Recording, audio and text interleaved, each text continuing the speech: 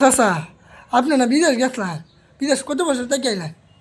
ওটা বিদেশ তো 10-12 বছর থেকে আইছি। হুম, আটকে মারে না শিলু না কি করেন? শিলু না বসে লইছেন? সিলিংও কাজ করি বেটা। অন্য দোকানে বুঝতে মুতি মেলা বুঝতেন?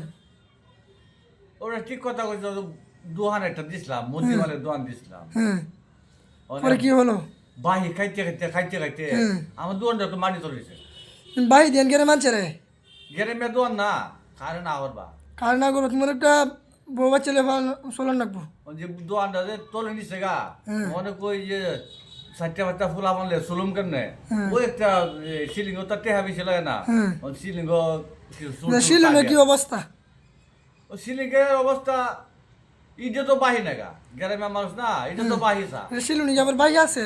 কোবাই পরে আই, চাষা পরে আই, খুব কষ্টে আছে। অনেক কেমনি কি করবেন? ওরে আল্লাহ যা করে করবো না। অনেক একটা ব্যবস্থা করো, না করলে তো না চাচা। না কি ব্যবসা করবো?